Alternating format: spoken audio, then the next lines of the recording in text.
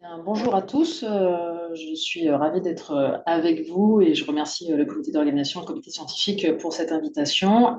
Donc nous allons parler d'anesthésie loco-régionale chez l'enfant, pour qui et comment. Euh, Déjà, pour introduire le sujet, il faut savoir que les dernières recommandations, alors qui datent un petit peu de 2010 de la SFAR et de la DARPEF, en fait, recommandent de pratiquer l'anesthésie loco-régionale dès que cela s'avère possible en pédiatrie. Et une petite info, on va dire en exclusivité, c'est que nous sommes en train de mettre à jour ces recommandations et qui sortiront pour le prochain congrès de la SFAR en septembre. Alors déjà, la première question, est-ce que vraiment l'anesthésie loco-régionale chez l'enfant marche? Est-ce que elle est de qualité? Eh bien oui, hein, dans la grande majorité des études, l'anesthésie loco-régionale est efficace, permet une diminution, voire même la non-administration d'opioïdes en péropératoire et surtout en post-opératoire. Donc oui, toutes les données de la littérature vont dans ce sens-là. Alors on peut se poser la question, c'est pourquoi faut-il faire une anesthésie loco-régionale chez l'enfant? Donc, on l'a vu, ça permet de diminuer le besoin en agents anesthésiques et analgésiques, du coup, de diminuer les effets secondaires, notamment des opioïdes avec des nausées, vomissements post-opératoires, qui est une des premières plaintes de l'enfant en post-opératoire, et finalement de faire l'opioïde free d'analgésia ou opioïde low analgésia, avec vraiment comme le pilier de cette stratégie l'anesthésie loco-régionale. Ça permet de faire donc cette analgésie périopératoire, un réveil finalement plus précoce, a été montré dans la littérature, et tout ça fait que l'anesthésie loco-régionale est également un des piliers de la stratégie pour la récupération rapide après chirurgie, hein, la RAC, une stratégie qui est extrêmement importante chez l'enfant pour vraiment optimiser la prise en charge de nos enfants.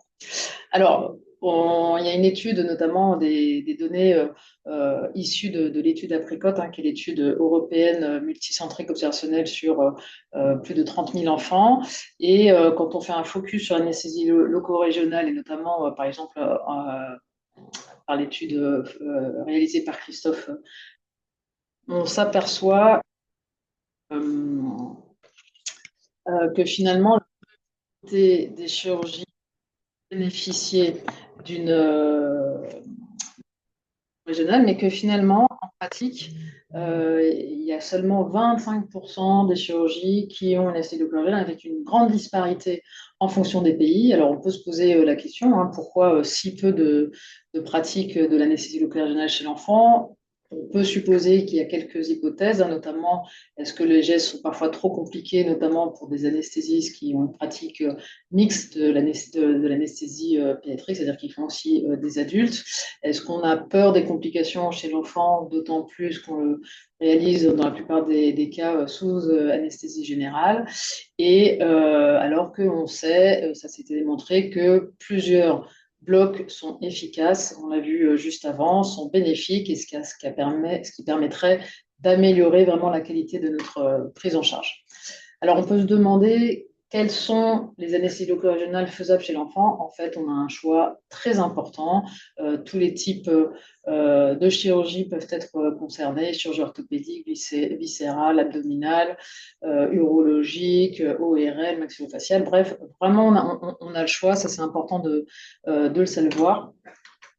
Et on va peut-être, pour savoir justement chez qui il faut réaliser une anesthésie loco-régionale, il faut en fait essayer de réfléchir en fonction du type de chirurgie, c'est-à-dire, par exemple, pour les chirurgies orthopédiques, on a le choix entre les anesthésies loco-régionales pour les extrémités inférieures et les anesthésies loco-régionales pour l'extrémité supérieure. Et pour chaque extrémité, on voit qu'on a plusieurs types d'anesthésie loco-régionale possibles, comme pour la chirurgie abdominale, avec notamment en premier plan les blocs du tronc avec des tas de blocs, les QLB, le bloc ilio-inguinal-hypogastrique, le bloc pénien, etc.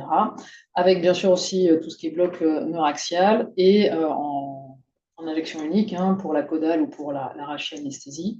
Et pour la chirurgie thoracique, pareil, on peut faire des blocs du tronc, du thorax, c'est-à-dire avec les érecteurs du rachis notamment, et le bloc par vertébrale.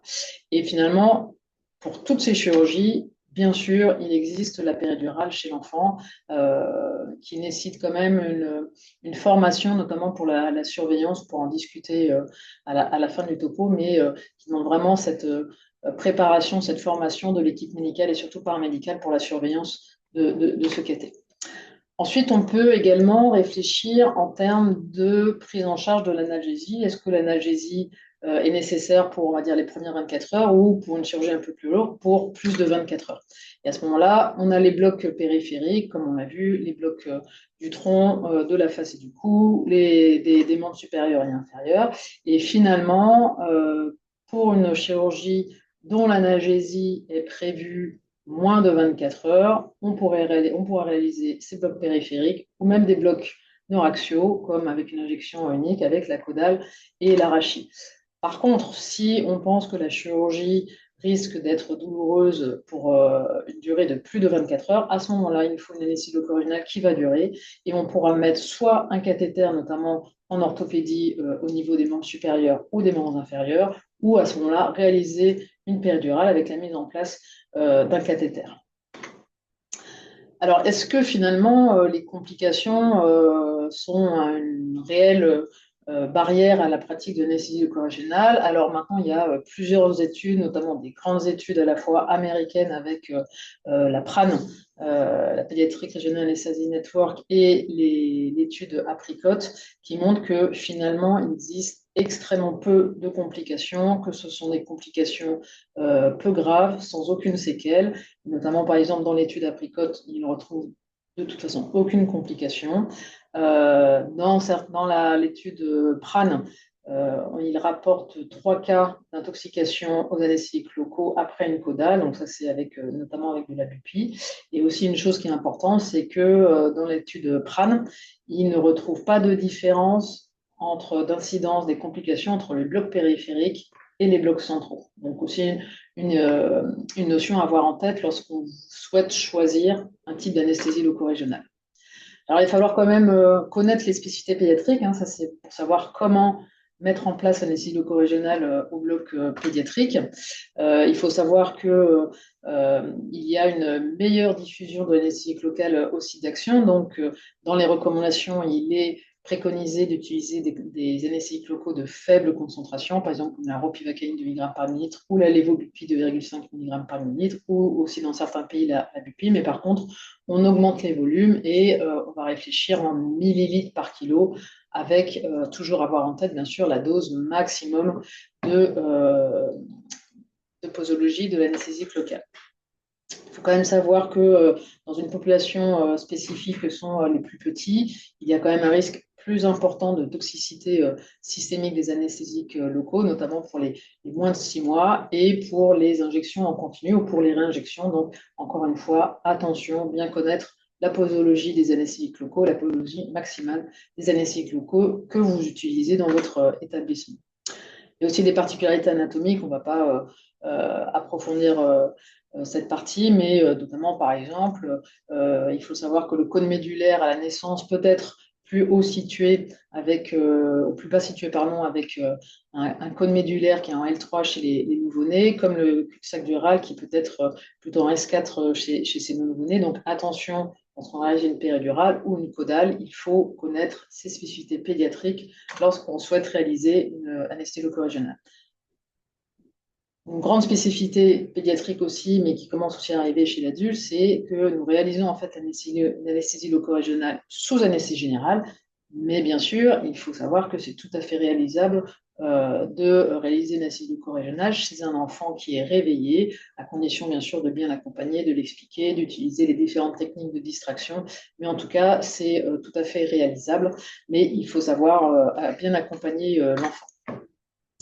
Alors, pour savoir aussi comment faire cette anesthésie loco-régionale, une grande question, mais je pense que tout le monde maintenant utilise l'échographie, c'est est-ce que vraiment l'échographie permet une meilleure sécurité de la réalisation d'anesthésie loco-régionale chez l'enfant? Alors, il y a une méta-analyse, là, qui a une Cochrane Review qui est sortie en 2017, avec quand même un certain nombre de patients, mais finalement, le taux de complications, comme on l'a vu, est très faible, donc c'est difficile de montrer que l'échographie permet de diminuer le taux de complications, mais par contre, l'échographie permet d'améliorer le le taux de succès à la première tentative et aussi de prolonger la durée du bloc analgésique. Donc, probablement aujourd'hui, on peut dire qu'il faut réaliser les techniques d'anesthésie locale-régionale, la grande majorité, sous échographie, avec bien sûr une nécessité de formation à cette échographie. Donc, pour l'anesthésie locale-régionale chez l'enfant, attention, il faut aussi une organisation, hein, c'est une organisation multidisciplinaire, c'est-à-dire qu'il faut aussi discuter avec les chirurgiens pour savoir si telle chirurgie, l'enfant peut bénéficier d'une anesthésie locale-régionale, notamment, je pense, discuter bien avec les chirurgiens orthopédistes, on pourra aussi également éventuellement en parler, pour le risque de syndrome des loges. Hein. Maintenant, aujourd'hui, il est bien prouvé que l'anesthésie locale-régionale ne cache pas l'apparition de syndrome des loges, donc ce n'est pas une contre-indication à l'anesthésie locale-régionale. Il faut des référents, des médecins référents, et il faut également, bien sûr, écrire des protocoles qui doivent être mis à jour régulièrement. Un point très important aussi, pour pouvoir faire l'anesthésie locale-régionale pédiatrique, eh bien, il va falloir se former sur des notions déjà théoriques, hein, d'anatomie, de pharmacologie, d'échographie. Il faut également, bien sûr, se former sur les gestes techniques, donc sachant que là, il y a deux, on va dire, revues de littérature, dont une revue par de nombreuses sociétés savantes pédiatriques internationales qui ont publié en fait différents niveaux de blocs à la fois faisables par des débutants, mais aussi des blocs qui ont un intérêt pour l'enfant. Donc, je vous conseille de lire ces deux revues qui ont été publiées récemment. Et donc, il va falloir connaître ces blocs. Bien sûr, plus on en fait, moins il va y avoir de complications et plus on va être à l'aise. Donc, vraiment, formez-vous à l'anesthésie locale-régionale sous échographie pour ensuite pouvoir faire des blocs probablement un petit peu plus compliqués. Donc, finalement, en conclusion, pour l'anesthésie locale-régionale chez l'enfant, il faut savoir que la littérature a montré vraiment l'efficacité de cette anesthésie locale-régionale qui va permettre vraiment de diminuer la consommation de morphinique et de pouvoir faire de l'opioïde free anesthésia ou analgésia, ce qui va vraiment permettre à l'enfant de récupérer une activité normale beaucoup plus rapidement. Hein. On va vraiment faire de la fast track surgery. Et tout ça en toute sécurité. Maintenant, les grandes études ont montré vraiment la sécurité de l'anesthésie locale-régionale chez l'enfant. Donc, il ne faut pas avoir peur de ces complications. S'il y a complications, c'est des complications vraiment mineures. Et là, vraiment, les grandes études ont bien montré ce taux faible de complications.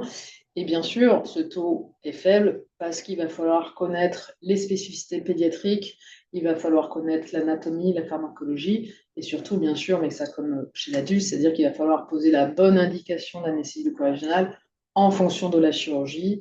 Et un point également très important, c'est la pratique et l'expérience pour justement encore plus diminuer ces complications. Donc, bien sûr, l'anesthésie locale-régionale, il faut en faire. Pour la grande majorité des chirurgies, les chirurgies sont accessibles à l'anesthésie locale-régionale, quel que soit l'âge. Je ne suis pas rentrée dans les détails, mais on peut faire de l'anesthésie locale-régionale dès la naissance, jusqu'à bien sûr 18 ans, l'âge légal de la pédiatrie. Et en tout cas, encore une fois, cette anesthésie locale-régionale rentre dans le cadre de l'analgésie multimodale, très important. Il ne faut pas oublier les autres thérapeutiques, afin vraiment d'optimiser notre prise en charge de l'enfant. Donc, je vous remercie, je suis prête à répondre à vos questions.